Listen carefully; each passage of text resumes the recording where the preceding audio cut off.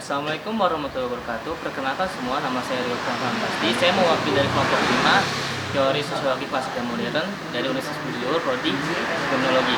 Jadi pada saat ini saya akan membuat tugas wawancara tentang Rumah Kedaulatan Rakyat, yang dimana sebelah saya ada ini Pak, namanya siapa Pak? Sri Bintang Pamungkas, apa kabar? Alhamdulillah baik Pak. Sebelumnya Pak, kalau boleh tahu sejarah Rumah Kedaulatan Rakyat ini apa ya Pak? Soalnya di kalangan mungkin anak muda kayak saya ini pada nggak tahu Pak. Iya.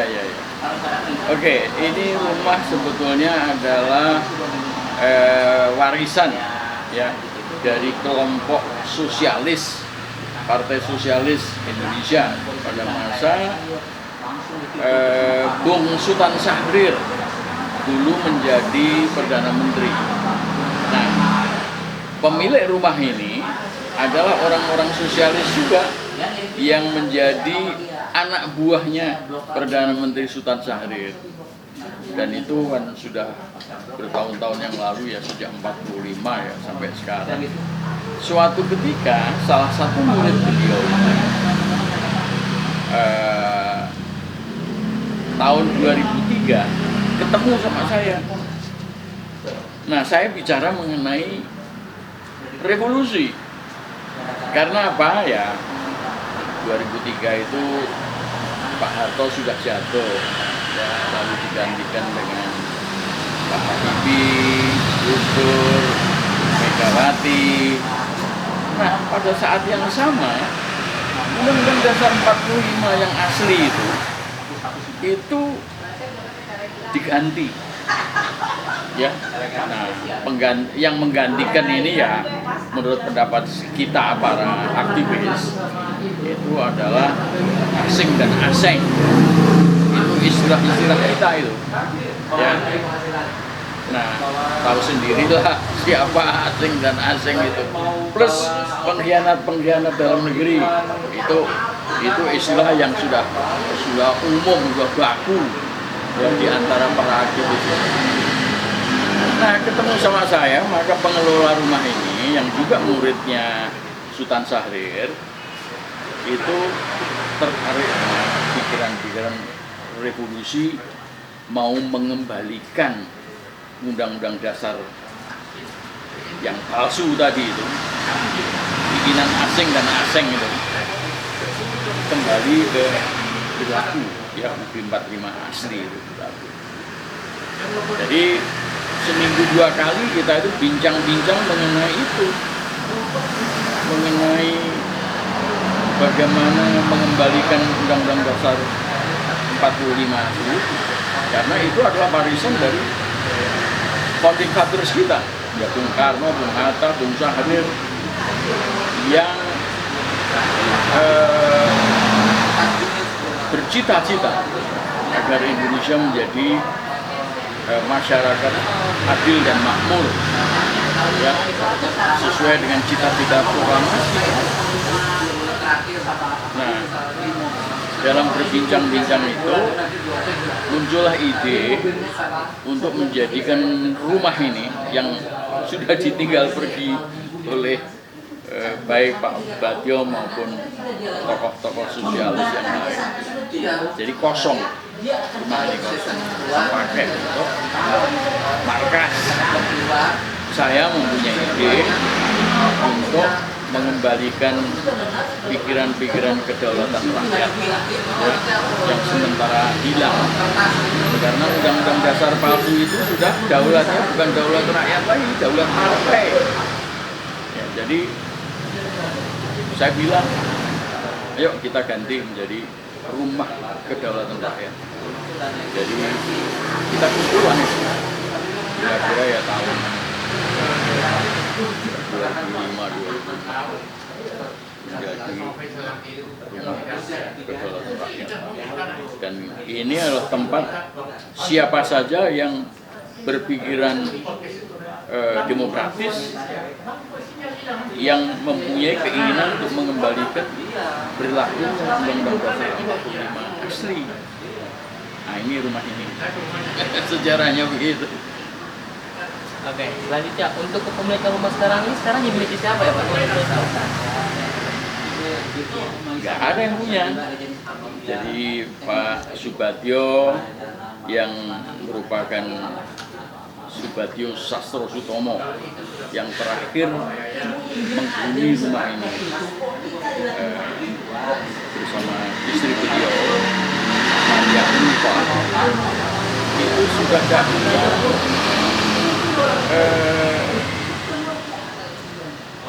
nggak punya siapapun yang mau diwarisi, karena putra-putra mereka sudah pada besar dan nggak butuh lagi, jadi terus terang kosong. Ya, pengelola yang tadi saya katakan itu namanya Tan Suji. Tan Suji itu orang keturunan Cina juga. Itu menyerahkan kepada kami antara lain saya menggunakan ini dan merawatnya sebaik-baiknya agar cita-cita kemerdekaan kembali ini terwujud kembali. Jadi kalau ditanya siapa yang punya, nggak ada yang punya. Artinya ahli-ahli waris mereka itu sudah nggak membutuhkan. Jadi ada pikiran untuk menjadikan rumah ini sebagai rumah kebudayaan, ya, rumah kebudayaan, rumah yang bersejarah. Nah, kita jadikan saja nanti ya semacam yayasan begitu untuk menampung para aktivis mereka yang mempunyai cita-cita luhur untuk mencoba mewujudkan cita-cita proklamasi 45. Oke, terus selanjutnya pernah mengantisipasi nggak sih Pak kalau misalnya tadi kan memang ahli waris tidak menginginkan lagi rumah ini? Iya, iya. Kurang lebih begitu. Kalau misalnya mereka berubah pikiran sudah ada antisipasi nggak Pak? Kenapa? Kalau misalnya mereka berubah pikiran, kan kita tidak tahu manusia apa tiba-tiba mereka mau mengambil alih kan kita tidak tahu. Oh iya ya, artinya kalau ada bukti-bukti yang menunjukkan bahwa mereka adalah ahli waris yang sesungguhnya ya harus kita lepaskan. Ya. Tetapi sebelum itu ya kita mau merawatnya ya untuk kegiatan-kegiatan yang luhur ya. Negeri ini kan sudah carut marut, rusak gitu kan ya. Inilah kita berjuang untuk supaya republik ini dan cita-cita proklamasi itu bisa terwujud. Masyarakat yang adil dan makmur, sejahtera, lahir dan batin, sejajar dan terhormat di antara bangsa-bangsa di dunia. Itu kira-kira cita-cita kita. Tadi kan dikatakan bahwa kedaulatan rakyat itu kan di tangan rakyat ya? Iya. Dan sekarang ini partai. Jadi gimana tuh untuk mengubahan agar kedaulatan itu kembali ke tangan rakyat seperti yang diimpikan oleh Rumah Kedaulatan Rakyat ini? Ya kita berjuang untuk mengembalikan berlakunya Undang-Undang Dasar 45. Sebab ini undang-undang yang sekarang ada ini ada 3 hal ya. Pertama, daulatnya sudah bukan daulat rakyat lagi, tetapi daulat partai. Demikian pula MPR bukan lagi lembaga tertinggi negara, ya, bukan lembaga tertinggi negara. Entah sekarang jadi apa itu lembaga itu ya. Sebab dalam Undang-Undang Dasar 45 asli pasal 1 ayat 2 disebut bahwa kedaulatan negara ini ada di tangan rakyat dan dijalankan sepenuhnya oleh MPR. Nah ini sekarang tuh kata-kata itu sudah tidak ada lagi. Kata-kata itu sudah tidak ada lagi. Yang kedua, saya melompat sedikit ke pasal 33. Pasal 33 itu juga sudah tidak seperti aslinya. Ditambah dengan pasal-pasal yang lain sehingga makna sesungguhnya dari pasal 33 itu hilang. Ya, misalnya saja perekonomian disusun sebagai usaha bersama berdasarkan berdasarkan asas kekeluargaan. Itu sudah tidak ada. Jadi sudah menjadi liberalis, perekonomian kita sudah menjadi liberalis. Lalu pasal ayat 2-nya yang mengatakan bahwa cabang-cabang produksi yang penting bagi negara dikuasai oleh negara. dan yang memenuhi hajat hidup orang banyak dikuasai oleh negara dan digunakan untuk sebesar kemakmuran rakyat. Ini sudah nggak ada juga. Lalu ayat yang ketiga adalah bahwa bumi, air, dan kekayaan alam di dalamnya itu pun dikuasai oleh negara untuk sebesar-besar kemakmuran rakyat. Ini sudah nggak ada. Ini sudah liberal, sudah kolonialisme, sudah kapitalisme yang berlaku. Ya. Lalu yang ketiga yang perlu dicatat, pasal 6 Undang-Undang Dasar 45 itu pun sudah berubah. Seharusnya disebutkan bahwa yang menjadi presiden dan tentu saja juga wakil presiden itu harus orang Indonesia asli. Ini enggak. Ini sudah siapapun yang jadi warga negara Indonesia, keturunan apapun, ya Cina, ya Arab, ya India, ya bule, itu bisa menjadi presiden. Nah ini kacau gini. Nah, kita ingin mengembalikan itu. Itu tiga hal itu yang terutama. Dan yang menarik lagi, di dalam Undang-Undang Dasar bikinan asing-asing dan pengkhianat itu, ya kita menyebutnya Undang-Undang Dasar palsu, itu menghilangkan pasal 16, yaitu tentang Dewan Perwakilan Pertimbangan Agung. Dewan Pertimbangan Agung itu sama sekali hilang dari pasal itu kosong. Ini Undang-Undang Dasar kok begini, ini bagaimana, ya kan?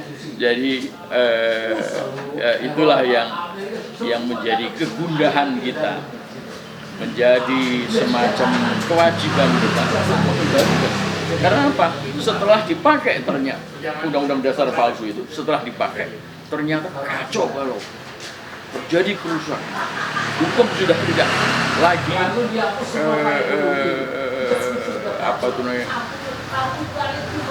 mengusung keadilan dan kebenaran. Ya, itu sudah tidak ada. Demikian juga kesejahteraan rakyat, kemakmuran sudah, kemiskinan itu sudah. Menurut pendapat saya, mayoritas kita ini sudah miskin. Ya, dan ada kelompok yang kaya raya yang menurut pendapat saya sudah kekayaannya itu tidak bersumber pada logika lagi. Ya, ada yang sangat kaya raya, ada yang sangat miskin. Oleh karena itulah maka dengan kemiskinan yang besar itu, Indonesia tidak mampu mengangkat perekonomian rakyat sehingga menjadi sejahtera. Ya, jadi kita mempunyai kewajiban, saya dan teman-teman aktivis yang berjuang sejak Undang-Undang Dasar ini diubah tahun 2002 itu mempunyai kewajiban untuk mengembalikan pada cita-cita perubahan. Dan tentu saja kita bercita-cita mengembangkan kekuasaan yang membuat rusaknya ini. Ya paling tidak itu sudah 20 tahun. Presiden pertama yang menggunakan Undang-Undang Dasar palsu ini, Pak SBY, ya Susilo Bambang Yudhoyono, itu juga bertanggung jawab. Lalu yang sekarang Pak Jokowi, ya kan, sudah akan habis masanya sampai 2024 ya. Nah ini kami berkeinginan menyetop, ya jangan sampai Undang-Undang Dasar palsu itu berlaku terus. Caranya bagaimana? Tolak pemilu. Tolak pemilu 24. Nah ini kami juga mempunyai semacam tanggung jawab ya, bahwa pemuda-pemuda kita ini juga harus mengerti mengenai perjalanan sejarah politik kita sampai pada saat sekarang yang amburadul, kacau balau. Nah ini mereka harus mengerti pula persoalan ini dan ikut bersama-sama kami untuk berjuang bersama-sama mencapai cita-cita kemerdekaan. Itu kira-kira. Selain dari untuk berdasarkan kita semacamnya, ada nggak sih Pak tujuan dari berdirinya Rumah Merdeka Rakyat ini selain itu? Ya, Undang-Undang Dasar kita pasal 1 ayat 1 itu menyebutkan negara Indonesia adalah negara kesatuan yang berbentuk republik. Negara yang berbentuk republik itu adalah sebuah negara yang berdasarkan hukum, ada konstitusinya. Dan tentu saja ya ini kita bicara mengenai sejarah ketika terjadi revolusi Perancis. Ya, ketika itu juga rakyat bergolak menginginkan adanya sebuah republik. Nah, sekarang jadi Republik Perancis. Dalam kerangka demokrasi, kedaulatan ada di tangan rakyat. Jadi demokrasi itu menjadi segalanya. Ya, tentu saja kalau negaranya seperti Indonesia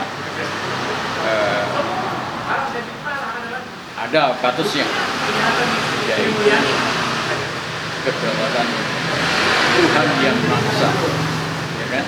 Tidak boleh melewati. Jadi kedaulatan daripada rakyat ini batasnya adalah kedaulatan Tuhan yang kuasa. Bagi orang Islam ya menyebutnya Allah Subhanahu wa Ta'ala. Oleh karena itu saya tidak pernah menggunakan istilah kebebasan, yang adalah kemerdekaan. Kemerdekaan itu artinya independen, tidak tergantung kepada siapapun kecuali kepada Tuhan yang Maha Kuasa. Jadi makna daripada demokrasi itu sudah ada, sudah tertulis di dalam Undang-Undang Dasar kita itu. Ya, khususnya Undang-Undang Dasar 45 yang ada. Jadi tujuan terbentuknya Rumah Merdeka Rakyat ini agar kedaulatan rakyat Intervensinya luar biasa. Di dalam kerangka mencoba mewujudkan kemerdekaan itu, kita mempunyai pasal 28 yang mengatakan bahwa kemerdekaan berkumpul, berserikat, menyampaikan pendapat, ya, baik lisan maupun tulisan dan lain-lain termasuk nyoblos ketika pemilu itu ditentukan oleh undang-undang. Ada undang-undang. Jadi di dalam kerangka itu banyak intervensi dari kekuasaan yang tidak mau memberikan kemerdekaan berpendapat. Kemerdekaan berpendapat itu sah dan ada di dalam konstitusi. Jadi ya, cuman kemerdekaan itu tadi tidak disebut sebagai kebebasan. Kebebasan itu bisa apa saja. Kalau kemerdekaan itu ya tadi itu batasnya adalah Tuhan yang Maha Kuasa. Nah, pihak kekuasaan, pemerintah itu sering melakukan intervensi.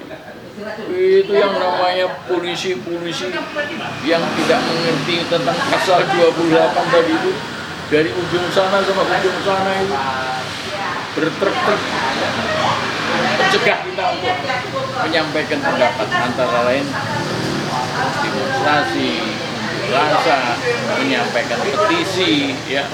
Ini dicegat dari sini sampai sana. Lalu banyak sekali yang kemudian masuk juga ke sini mencari dokumen-dokumen untuk kemudian memberikan tidak memberikan kesempatan kepada kita untuk menyampaikan secara merdeka. Udah sering.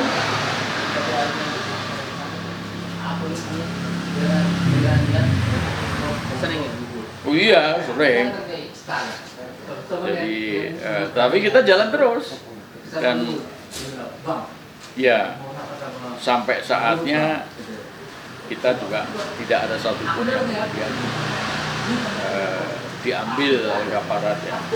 Kecuali saya pada 2016 kemarin tuh di Desember 2016 diangkut sama polisi, didatengin di rumah saya, bukan dari sini, di rumah saya, dibilang dengan tuduhan makar sekalipun tidak terbukti ya, dan akhirnya saya dilepas juga. Itu kira-kira tahun berapa kejadiannya?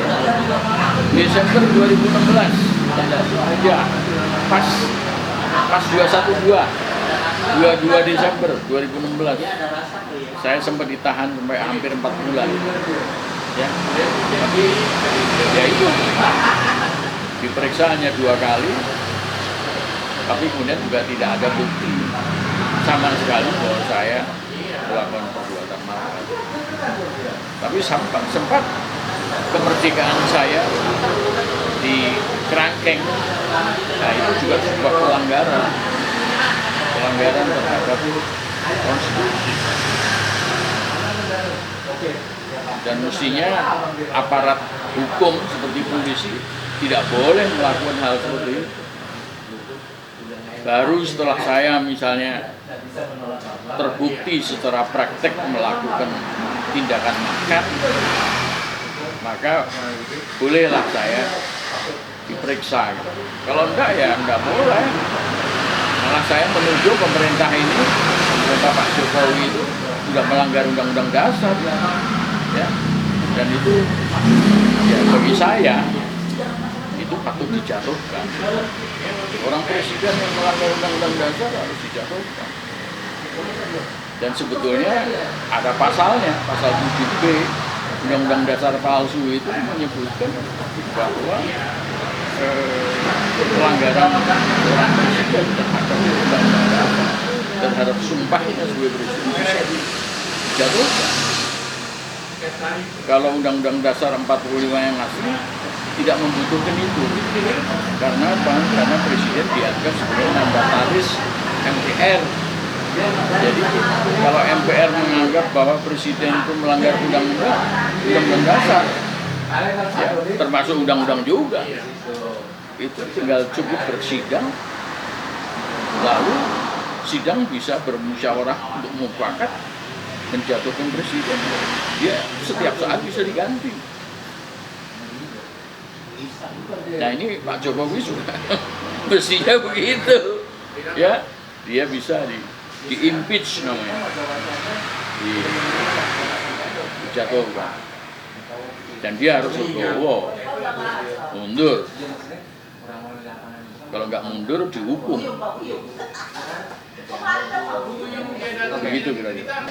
Untuk selanjutnya ada nggak sih Pak tantangan terbesar saat ini yang dihadapi rumah penyangga saat ini? Iya ya, jadi tantangan kita yang terbesar adalah bagaimana meyakinkan masyarakat bahwa Undang-Undang Dasar 45 ini sudah diselewengkan, dan akibat dari penyelewengan itu negara menjadi kacau balau.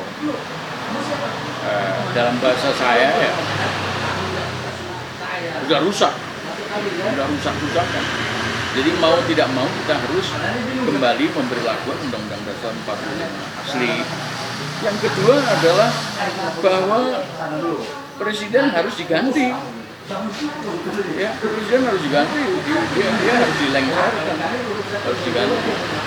Dan yang ketiga tentu saja kita membentuk pemerintah transisi penggantinya.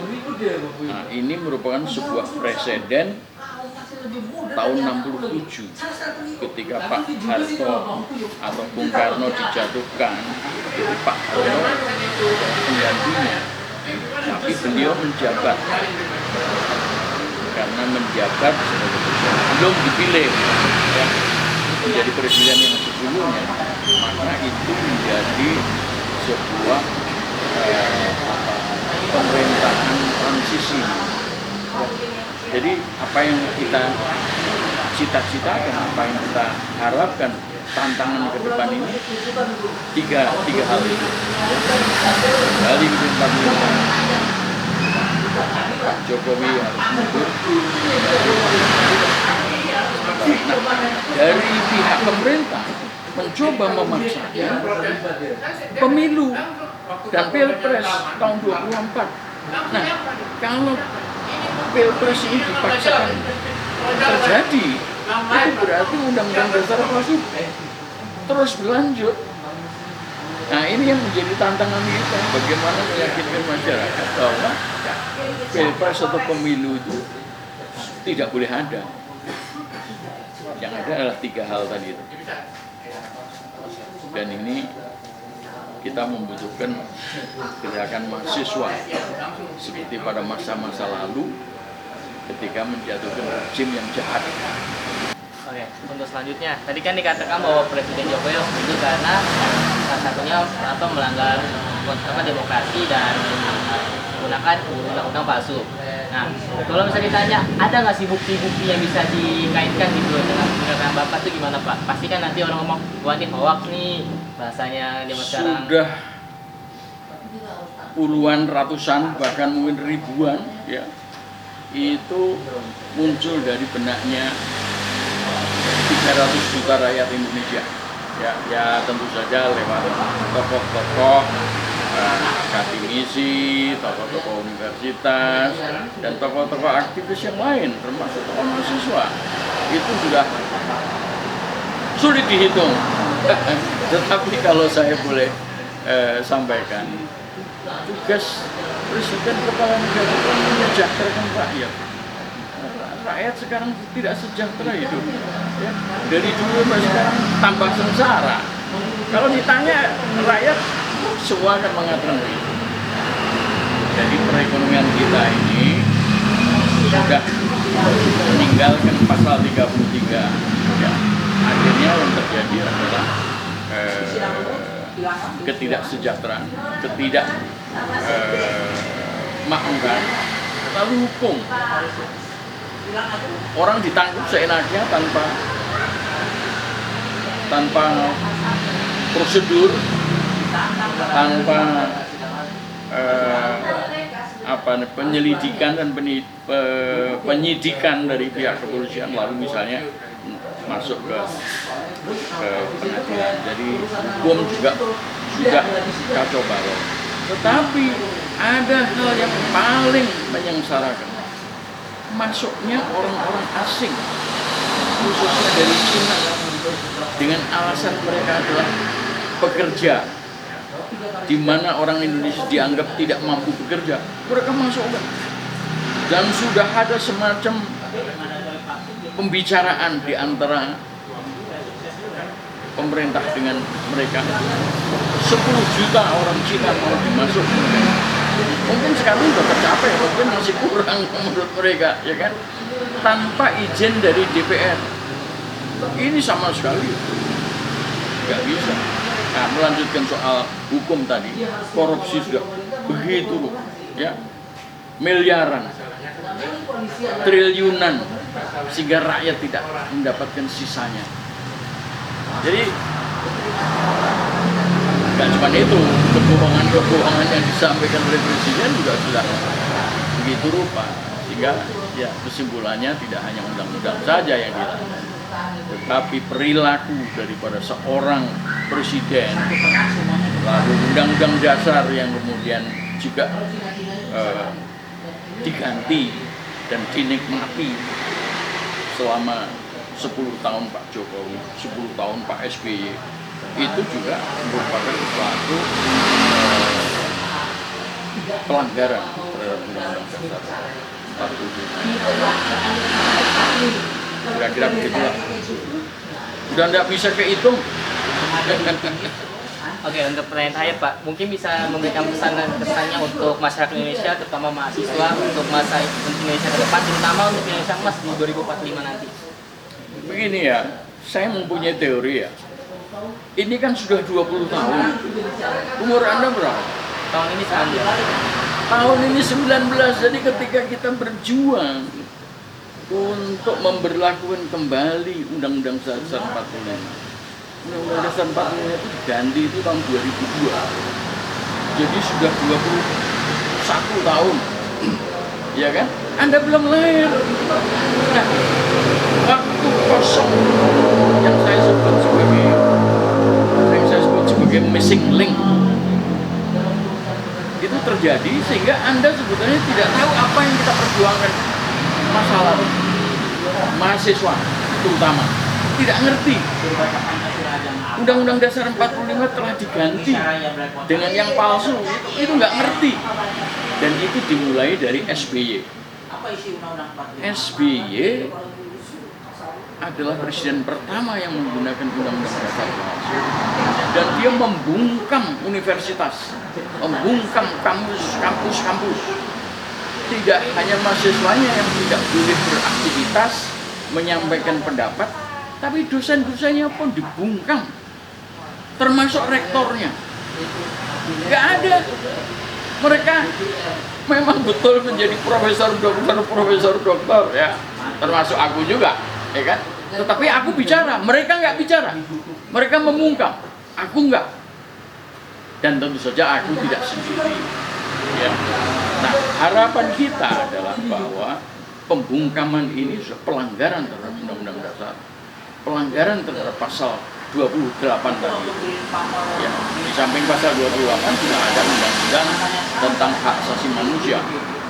Ya, ini dibikin oleh Pak Habibie kemarin. Ya, ini jadi ini sudah kacau balau. Nah, harapan kita dengan menggulingkan pemerintah yang ada sekarang karena pelanggaran terhadap Undang-Undang Dasar itu, mahasiswa, kampus, universitas, perguruan tinggi mempunyai kemerdekaan berpendapat sebagaimana pesan dari Undang-Undang Dasar 45 pasal 28 tadi. Ini harapan kita. Nah, kalau ini terjadi di dalam jangka waktu pendek ini, saya kira Undang-Undang Dasar 45 akan kembali berlaku. Pak Jokowi nggak jadi presiden lagi, ya dia harus mundur, diganti oleh pemerintah. Gitu. Oke, sekian deh pertemuan singkat kali ini, kurang lebihnya mohon maaf. Sebelumnya makasih ya Pak atas Terima kasih waktunya, banyak. Pak. Terima kasih banyak. Jadilah mahasiswa yang hebat ya. Ya, Pak. Ya, menjadi sarjana yang hebat juga dan dapat pekerjaan. Amin. Jangan Amin, seperti amin. sekarang lulus nggak dapat pekerjaan. Ya, makasih. Oke.